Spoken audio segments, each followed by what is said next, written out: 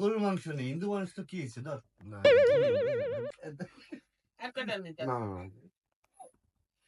তরকারি উঠে সামনে যখন ভিডিও করতেছে আমাকে ভিডিও দেন। হ্যাঁ, খাওয়ার দাওয়াটা ব্যবস্থা আছে তো, এর মধ্যে আমরা ফালতু কথা না বলি। এক পিস গরুর মাংস নেবে। না ভাই আমরা এক পিস না না মুরব্বি রাগ কর মুরব্বি তুমি আমাকে কিনতে চাচ্ছ নাকি?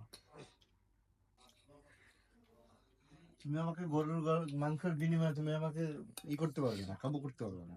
হ্যাঁ, ডোন্ট মাইন্ড। হ্যাঁ।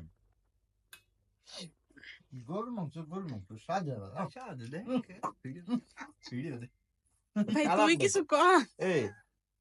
এই যে দেখেন মাংসটার কি বাবার বাবা গেলে যাচ্ছে শালা কি করিবি না খাবো না তো মাংস তিলে বড় একটা কই দিলে বাবা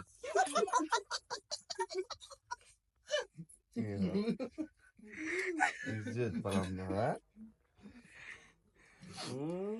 এক পিস খালি পুরো পেট ভরে যায়, কলিজা সহকারে মানে একেবারে এই- ভালো এই- লাগে। এই যে খাবারটা খেলে কষা হবে না, আর এই যে খাবারটা না অলরেডি কষা হবে, এই খাবারটা কষা হবে। হ্যাঁ, তার মানে আমরা কষামিন কথা না, এর এক পিস গরুর মাংস খালি কলিজা ভরে যায়, হুম। পরানো ভরে মন ভরে আত্মাই মানে শান্তি লাগে। আর দেখি আপনার পিসটা দেখি এই কেমন। যে এই যে আর ক্লিয়ার। এইটা হচ্ছে কি, আর এটা তো মুরগির রান, ওই যে মুরগির বাচ্চা আছে না মুরগির, ওইগুলো রান, এগুলো খাইলে শরীর কচি ভালো থাকে। মুরগির রান তাই কচি না? মুরগি, আর এগুলো গরু নাকি আমরা শিওর না, এগুলো কিন্তু লইতে পারে, ঠিক আছে, আমরা শিওর না, এই জন্য আমরা খাই না। আমরা যে মুরগি তৈরি বোঝা যায় মুরগি, হিন্দুদের মুখে হিন্দুদের এই কথা।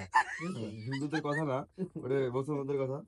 হ্যাঁ ঠিক আছে, হিন্দুদের তো জাতীয় খাবার এই খিনজির, আমাদের তো জাতীয় খাবার না। বাসায় যাবে